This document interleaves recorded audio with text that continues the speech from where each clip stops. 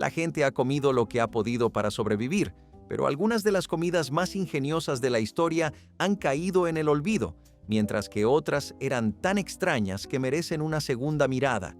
Desde creativas raciones de guerra hasta recetas sorprendentemente ingeniosas, hoy las descubrimos todas. Empezando nuestra lista tenemos el estofado de ardilla, algo que en realidad era muy común presenciar durante la Gran Depresión. No hace falta que te diga que todo lo que asociamos con la depresión es básicamente un estado crónico de catástrofe financiera. Lo que quizá no sepas es que la gente reaccionó a las circunstancias en las que se encontraban adquiriendo algunas habilidades interesantes, y entre bayas, setas y caza silvestre, la gente también empezó a cazar ardillas. Sí, todas esas películas de suspense postapocalípticas tienen algo de razón. En momentos de extrema necesidad y estrés, la gente recurre a las ardillas. Hacer estofado de ardilla no era algo que se había hecho popular solo en las zonas rurales y las afueras de la civilización en América, también era algo que había empezado a hacerse popular en las zonas urbanas. Pero realmente uno tiene que preguntarse, ¿a qué sabe una ardilla? El estofado que se preparaba en aquella época era la comida más pobre que se podía conseguir, así que en realidad solo estamos trabajando con el sabor básico de la propia carne. La mayoría de la gente describía la carne de ardilla como suave, salada y tierna, pero no demasiado carnosa, así que creo que, en cuanto a sabor, aprueba. Ahora bien, no estoy muy seguro de lo que ha oído hablar de hardtack, pero en lo que respecta a las galletas, hágalo usted mismo, esta es bastante difícil de superar. Con un poco de agua, sal y harina, para la que se han encontrado sustitutos desde que vivía mi bisabuela, y un poco de paciencia, se puede hacer una galleta bastante duradera. Es una maravilla lo que una combinación básica de alimentos básicos de la despensa puede hacer por ti. Es algo que ha sido información común entre soldados, marineros, vagabundos y nómadas viajeros por igual. El hardtack es algo que tiene profundas raíces a través de la mayoría de los períodos de la historia americana premoderna. Un buen ejemplo de ello es la Guerra Civil, ya que era algo que los soldados comían y de lo que dependían porque era muy fácil de llevar encima. Uno de sus inconvenientes era que, al ser tan duro, había que mojarlo en algo cada vez antes de darle un bocado, por lo que había que tener agua a mano. Otro era que parecían atraer a los gusanos, pero bueno, para la comida que es probablemente en realidad vale menos que un poco de suciedad, creo que realmente no se puede hacer mucho mejor que esto. Por otro lado, el estofado de vagabundo era un clásico de la era de la depresión que todo trabajador, granjero y ciudadano luchador conocía bien. Este también tiene los delincuentes habituales, un montón de verduras que apenas has forjado, restos de carne que has estado guardando durante semanas, y cualquier trozo de conservas que te haya quedado, todo puesto en una olla y asado sobre un fuego caliente.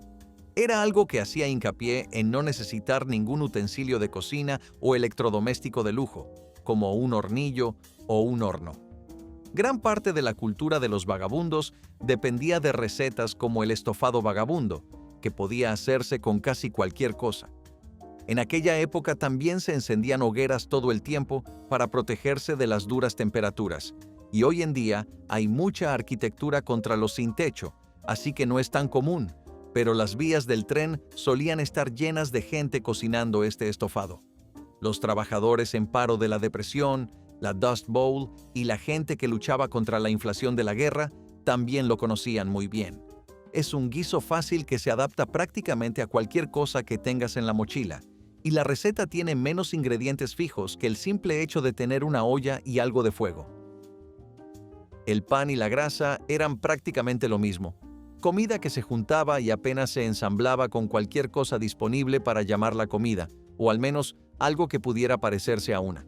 Verás, muchos de los nombres de estas cosas, como pan y goteos o estofado de vagabundo, son solo apodos regionales que se las arreglaron para quedarse. La idea ha estado flotando no solo en América, sino en muchas partes del mundo.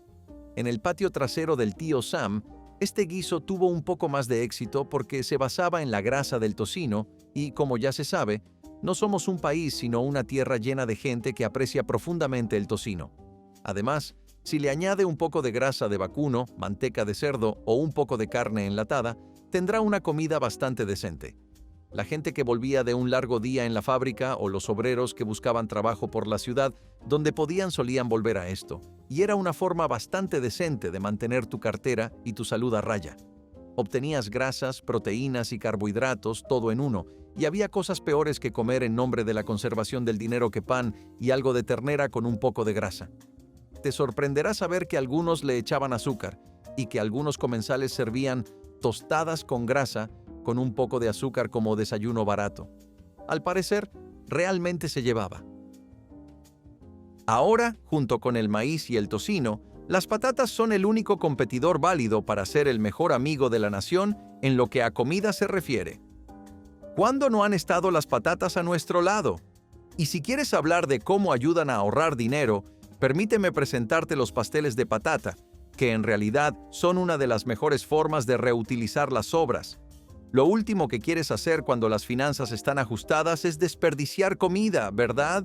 Desperdiciar cualquier tipo de pan, carne, curry, salsa, patatas, lo que sea. Pues bien, estos chicos malos no solo son ridículamente fáciles de cultivar en casi todo el país, sino que también son estúpidamente versátiles y adaptables a tu situación. ¿No tienes horno? No hace falta. Lo que la gente hacía era coger el puré de patatas sobrante y reutilizarlo para hacer hamburguesas de patata, y básicamente hacer tortitas con ellas. Se servían en comedores, hogares, restaurantes, clubes de desayuno y muchos otros lugares como un desayuno muy económico. Con un poco de sirope de arce y rodajas de manzana, ya tienes una comida completa. No estoy exagerando con lo de la versatilidad. Las patatas tienen un currículum apilado, y digo apilado. La col hervida con patatas era, literalmente, otra forma habitual de reutilizar las patatas o de hacer algo con una cantidad muy limitada de ingredientes. La col hervida con patatas es una de las comidas más fundamentales y económicas de toda la historia de Estados Unidos, sobre todo entre la gente de orígenes humildes y comunidades muy unidas. De hecho, la mayoría de la gente cultivaba sus propias coles y patatas incluso en las ciudades, gracias a los huertos de la Victoria. Si disponías de esa comodidad y podías cultivar tus propios productos, básicamente podías tener una comida gratis si la añadías a tu rutina habitual. Un poco de carne también ayudaba mucho, ya que si las familias podían permitírselo, solían añadir un poco de jamón, bacon o cerdo para darle un toque de sabor. Sin embargo, estaba bastante bueno por sí solo, y es algo que le duró a la población durante bastante tiempo a lo largo de las dos guerras mundiales y la depresión. Incluso solían utilizar repollo marchito, porque la mentalidad de entonces era no desperdiciar absolutamente nada. Ahora bien, el goulash americano está bastante lejos del húngaro, pero al menos es algo en lo que se puede confiar cuando se está un poco apretado de dinero. Se trata de una comida muy barata que se puede preparar en una sola olla y que tiene cosas muy básicas. Sin embargo, esto va más allá de la definición de comida para pobres, porque seamos sinceros, ¿quién encaja en la definición de pobre y tiene macarrones y carne picada por ahí? Creo que se trata más bien de hogares de clase media o trabajadora que de vez en cuando se encuentran en una situación difícil. Al menos, así es como los últimos tiempos nos hacen pensar en el goulash. Sin embargo, si nos remontamos lo suficiente en nuestra historia, tiene sentido por qué se consideraba comida de pobres, y tiene más sentido si tenemos en cuenta que ni los macarrones ni la ternera estaban ni siquiera cerca de ser compras económicamente estresantes. El goulash húngaro era un estofado de ternera con mucho pimentón, pero los estándares de lo que se consideraba una versión auténtica se fueron relajando con el paso de los años. En el sur lo llamaban slumgullion, y a medida que la gente empezó a prepararlo con ingredientes enlatados, las raíces húngaras originales se fueron diluyendo cada vez más, al tiempo que se hacía cada vez más asequible como comida. La ensalada de hojas de diente de león es un ejemplo clásico de cómo las situaciones estresantes pueden sacar a relucir habilidades que uno no sabía que tenía. La práctica del forrajeo se remonta a los primeros colonos y a las familias de los Apalaches que dependían en gran medida de lo que podían encontrar en la naturaleza. Si vas a Pensilvania en los años 50, también era una ensalada bastante común allí. y los dientes de león solían venderse a lo largo del siglo XX en muchos supermercados, así que digamos que no está muy lejos decir que esta ensalada ha sido un pilar.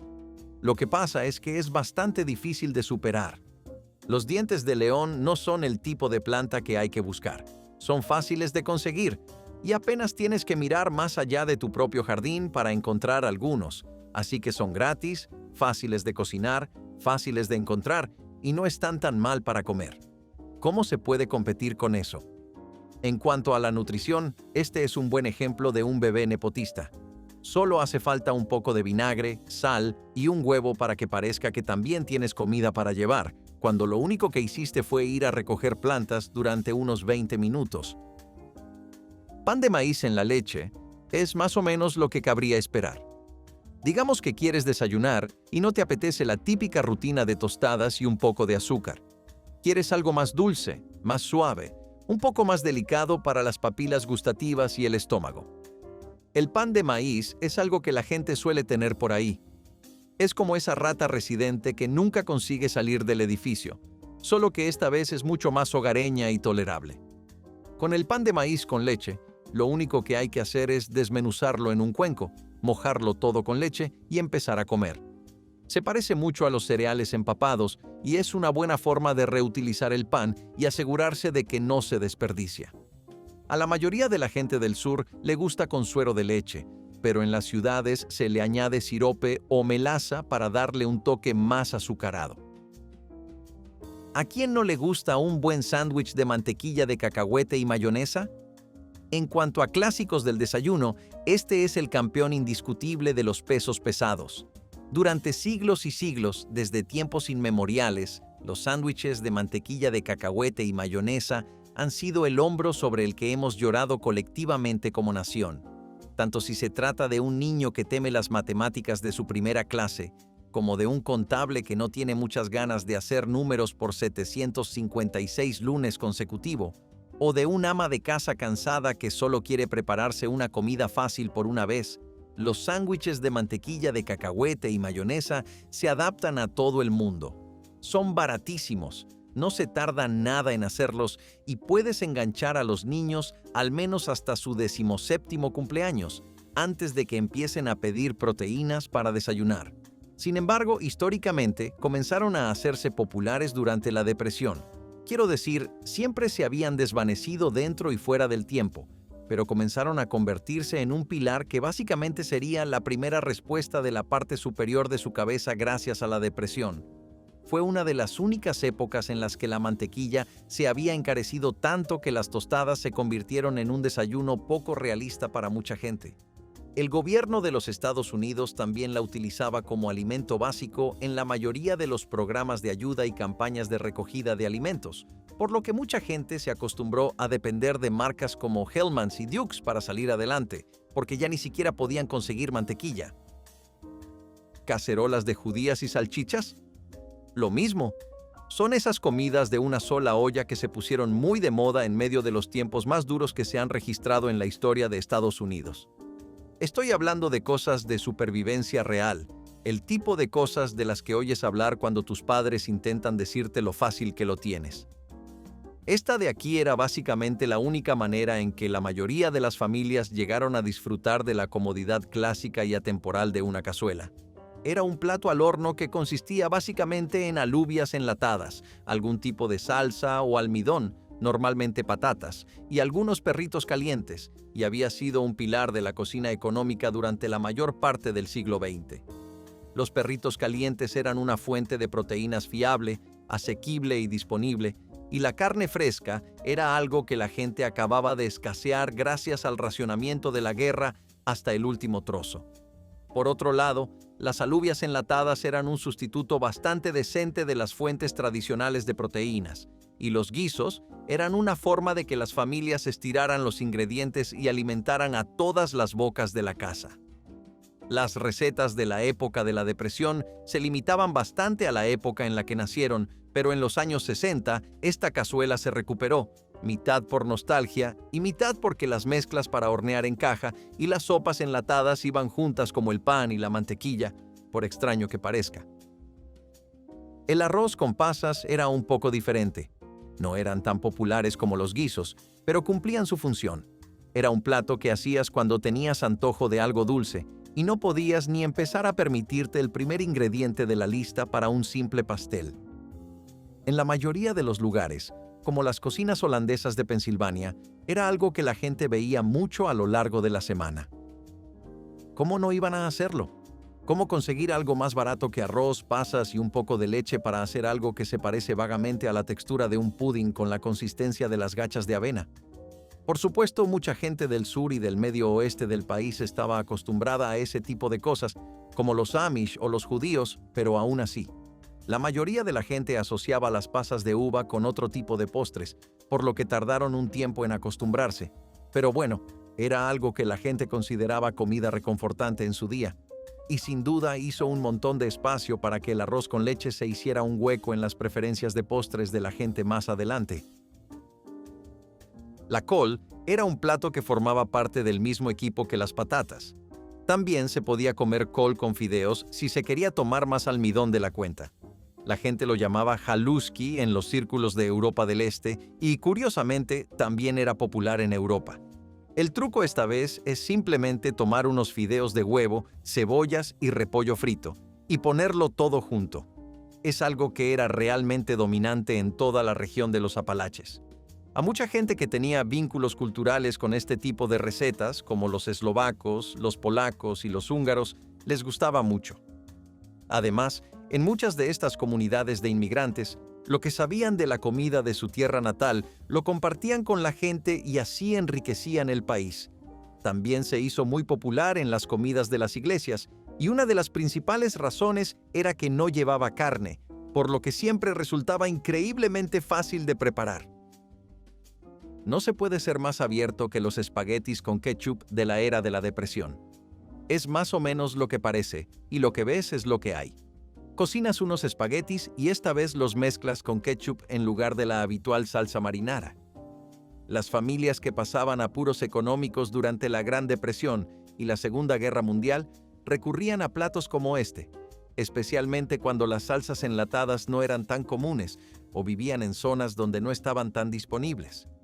El ketchup era una buena alternativa a una salsa de tomate que, de otro modo, resultaría cara, y los espaguetis con ketchup se convirtieron en un plato muy popular gracias a que solo utilizaba 2 ingredientes, ambos muy baratos. Estoy seguro de que algunos de ustedes incluso lo han comido como almuerzo o cena escolar, o ambas cosas seguidas.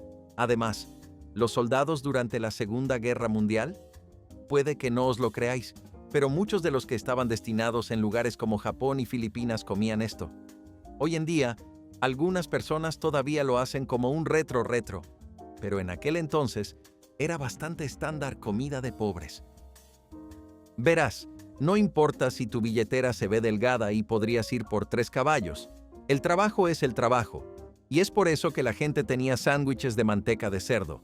Tenías que tener algo para pasar el día, y no había nada que fuera alto en calorías o tan barato como un sándwich de manteca de cerdo. Era un bocadillo bastante sencillo que solo llevaba grasa de cerdo fundida y algo de cebolla o azúcar. Además, la manteca de cerdo era mucho más asequible que la margarina y la mantequilla, por lo que se convirtió en un auténtico pilar para las familias de bajos ingresos. Proporcionaba a muchos trabajadores manuales la energía que necesitaban para seguir ganando un jornal justo. Puede que sea algo que se nos pase por alto, pero la forma en que comemos es realmente una bendición. Mucha gente no podía permitirse los ingredientes más finos, limpios y saludables que constituirían una dieta sana. Eso significaba que tenían que depender de cosas como esta, aunque comer tanta manteca de cerdo durante tanto tiempo tuvo sus propias consecuencias para mucha gente. Pero bueno, ¿qué se le van a hacer? Las luces tienen que seguir encendidas de alguna manera, sin importar las consecuencias. Cuando oyes las palabras pastel de carne sin carne, te hace pensar con qué clase de oxímoron estás tratando realmente. Quiero decir, es como decir un río sin agua, ¿verdad? ¿Cómo funciona eso realmente?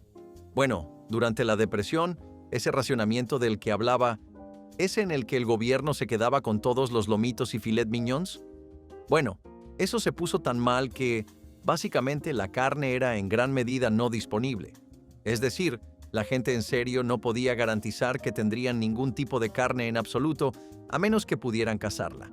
Los cocineros caseros comenzaron a hacer frente a la sequía de proteínas mediante la creación de alimentos como pasteles de carne sin carne, que era básicamente solo la cultura de la comida falsa en su máxima expresión. Utilizaban rellenos que llenaban bastante bien y que normalmente eran cosas como alubias, pan rallado, patatas, setas y otras cosas que podían imitar la textura y el sabor de la carne. La carne molida era demasiado cara y la gente empezó a hacer cosas como panes de cacahuete, harina de maíz y lentejas. Quiero decir, sí, panes de lentejas. Realmente era una cosa. No podía imaginarlo, pero oye, podría valer la pena intentarlo. Los Hush Puppies suenan muy lindos al principio, y cuando los miras, esa noción solo se refuerza aún más. Estos buñuelos de harina de maíz fritos tienen una forma de estar perfectamente crujientes por fuera, con un dorado brillante para complementarlo y ser tan tiernos y suaves como la mantequilla por dentro. Se trata de un clásico sureño, tanto que ni siquiera estoy seguro de que haya pasado de moda. Sé que en algunos rincones del sur todavía lo hacen, pero sin duda es el plato de la lista que mejor encaja. Es auténtica comida de pobres. La harina de maíz era tan barata y estaba tan disponible, especialmente en el sur, donde la mayoría de los lugares vendían harina de trigo por unos pocos céntimos más. Puede que no parezca mucho, pero ajustado a la inflación, también significaría algo para usted. Los Hush Puppies eran como cualquier otra cosa de esta lista. Aprovechaban al máximo un montón de ingredientes baratos que se podían encontrar en casi cualquier tienda de comestibles. Freír un poco de todos ellos juntos y combinarlos en un plato singular significaba que cosas como los Hush Puppies eran una forma estupenda de pasar los días. Mucha gente se ha preguntado de dónde proceden. Algunos afirman que los soldados confederados activos en la guerra civil fueron los responsables de popularizar las bolas de harina de maíz fritas, mientras que otros afirman que la tradición Cherokee y Creek tenía referencias de pasteles de maíz similares. Sea como fuere, molan. El pastel de pastor no necesita presentación.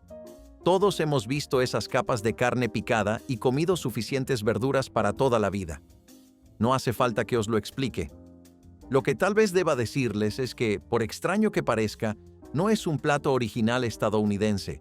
De hecho, es algo que trajeron al país inmigrantes irlandeses e ingleses que habían llegado y establecido sus hogares en Nueva Inglaterra, Pensilvania y otras partes del Medio Oeste.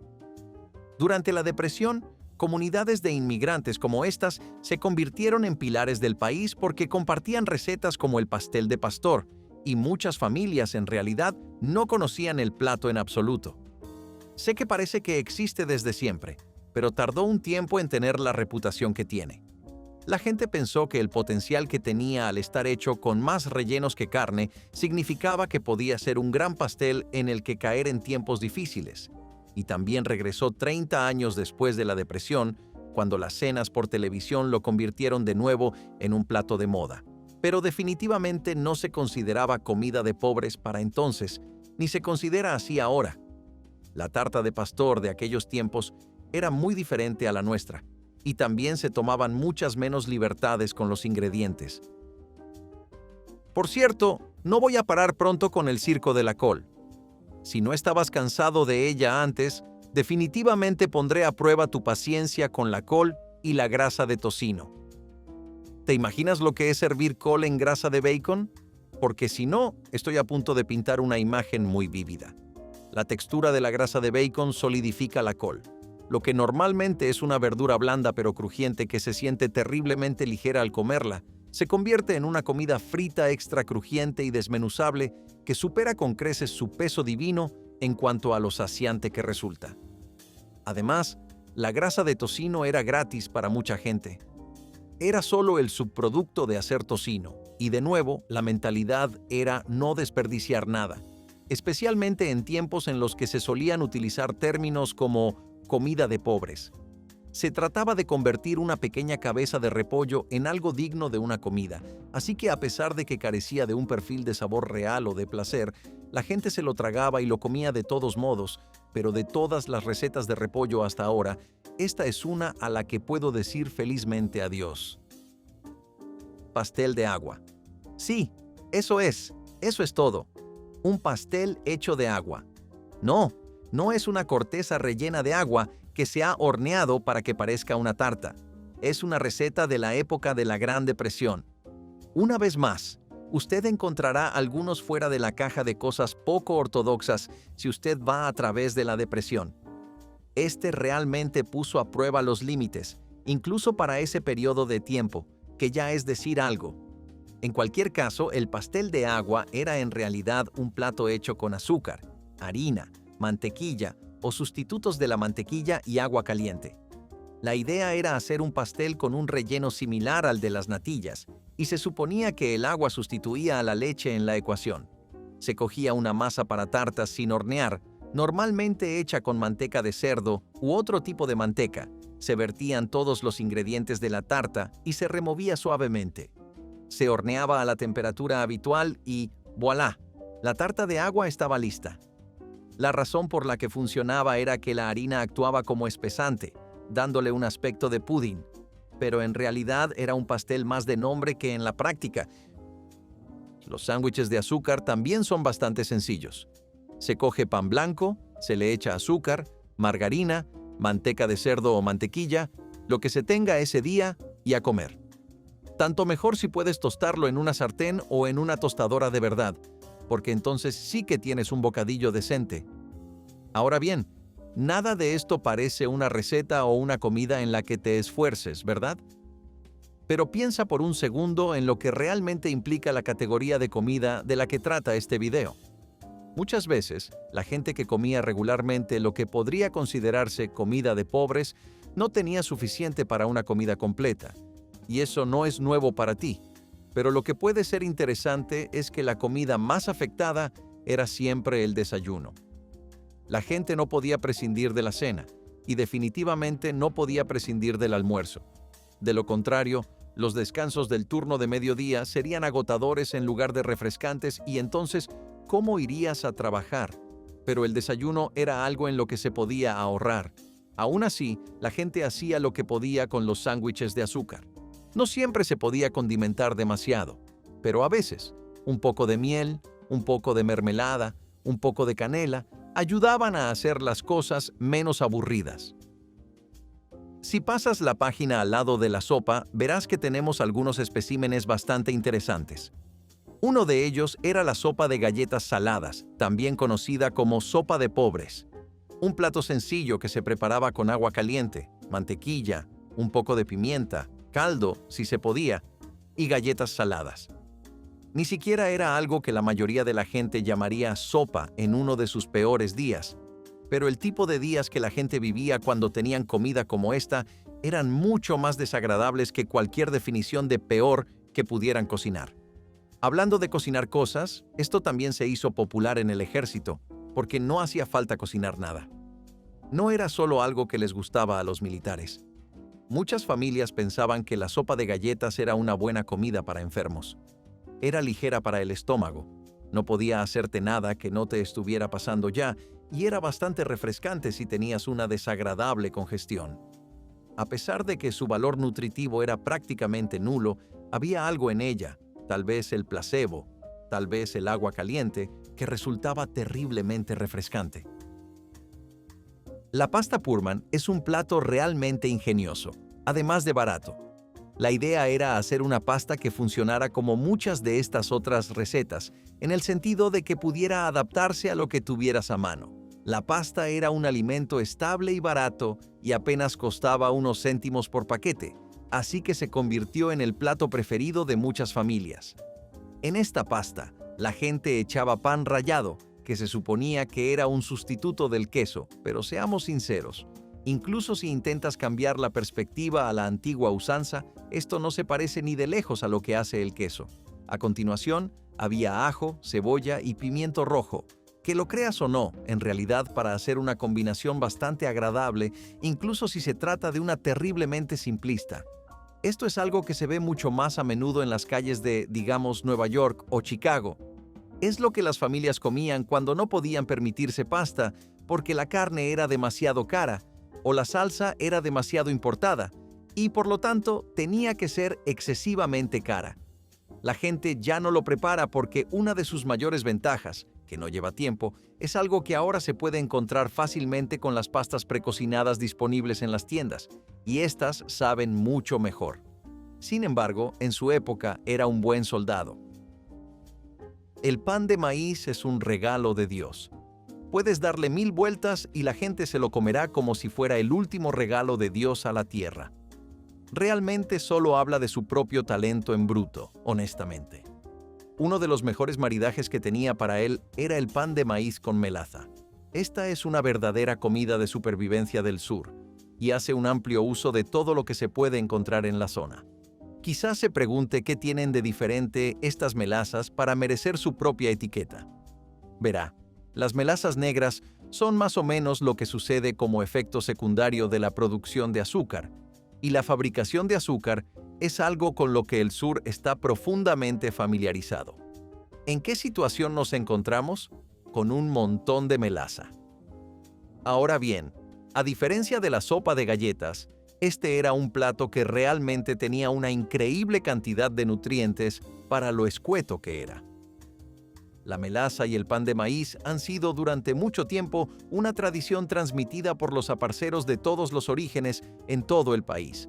Pero fueron cosas como esta las que realmente los consolidaron como una parte crucial de la tradición de Estados Unidos. La gente también pensaba que eran medicinales. Mucha gente creía en la capacidad de estas melazas para ayudar a prevenir la anemia, lo cual no estoy muy seguro de por qué. Pero tal vez algunos de ustedes con más formación médica puedan ayudarme con eso. No es algo que se pueda encontrar hoy en día, pero seguro que alguien lo sigue haciendo por nostalgia. El arroz con vinagre es una comida bastante económica que no lleva nada y funciona para hacer que el arroz sea un poco más interesante de lo que sería por sí solo.